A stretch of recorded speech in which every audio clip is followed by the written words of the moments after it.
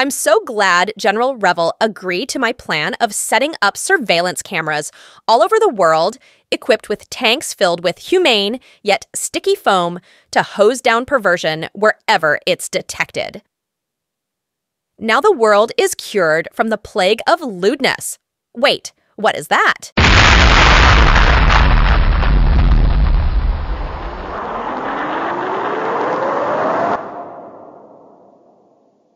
Supporter known for her strict anti-lewdness laws, has been killed by an Iron Reich airstrike, igniting celebrations among many who see her death as a victory for lewdness freedom. This is wild. Eliana Valet's death is causing major tension between the Earth Federation and the Iron Reich. Are we looking at a full-blown conflict over lewdness? Our correspondent on the ground has interviewed a local resident who described the chaos and devastation caused by the airstrike. The resident expressed mixed feelings, condemning the violence, but also criticizing Valet's controversial policies. This incident could indeed escalate into a larger conflict over lewdness. This is like watching a soap opera, but with missiles. Valet's policies were tighter than a jar of pickles, but celebrating her death? That's just adding fuel to a firecracker.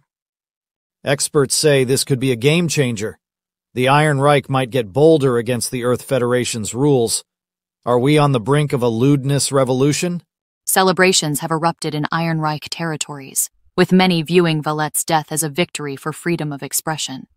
This illustrates the deep divisions in public opinion regarding anti-lewdness laws. We might indeed be witnessing the dawn of a lewdness revolution.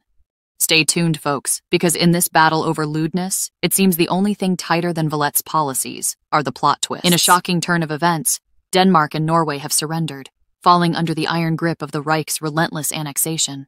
The Iron Reich blitzed through Denmark and Norway like a hot knife through butter. Their forces moved so fast it was like watching a high-speed chase. What's next for the rest of Europe? We now go live to Copenhagen, where local political analyst Ingrid Sorensen is standing by. Ingrid, can you shed light on the regional and global implications of this sudden annexation? The Iron Reich's tanks rolled in so swiftly it felt like a scene from a dystopian action movie. Denmark and Norway's governments folded faster than a cheap lawn chair. Europe now braces for what feels like the sequel no one wanted. World leaders are up in arms, condemning this aggressive move. Tensions are skyrocketing, and Europe is on edge. Are we on the brink of a new conflict? Stay tuned, folks, because it looks like Europe just got a front-row seat to the world's most unwanted sequel. Russia shocks the world by declaring war on the Earth Federation, while simultaneously signing a non-aggression pact with the Iron Reich. Our top story tonight. Russia escalates global tensions by declaring war on the Earth Federation, prompting an emergency response from allied nations. This is like a plot twist in a spy movie. What do you think, Skylar?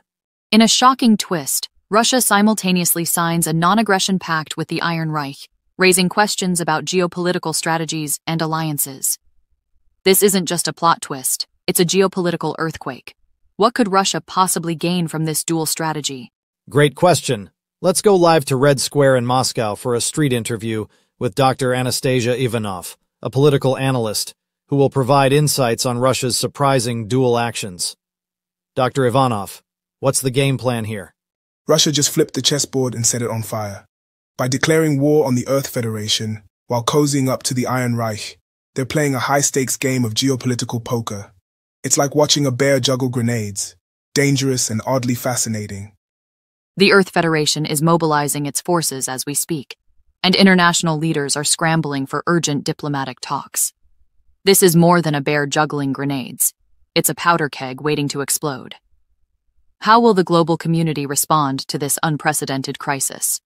Stay tuned, folks, because this geopolitical thriller is just getting started and we're all strapped in for the ride of our lives. We've begun bombing civilian targets in their escalating war against the Iron Reich.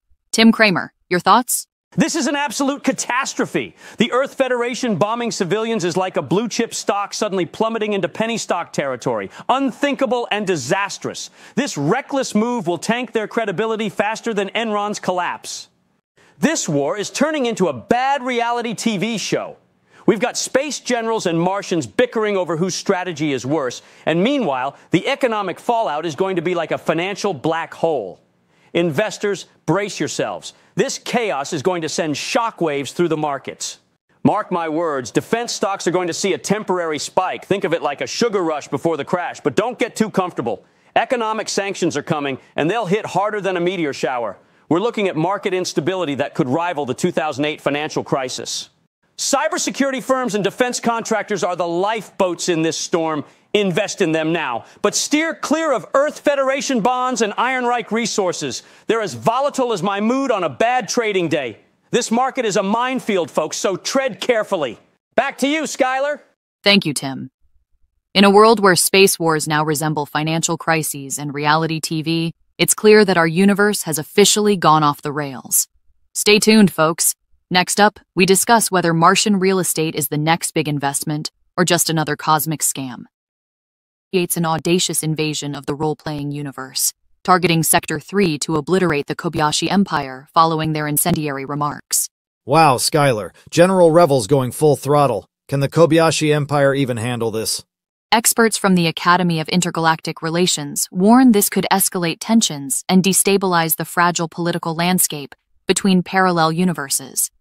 The Kobayashi Empire might be outmatched, but the ripple effects could be catastrophic. Are we on the brink of a multi-universe conflict? Let's find out. We go live to our correspondent, Jane Doe, on the streets of New York for reactions from residents worried about this aggressive strategy. Jane, what's the vibe out there?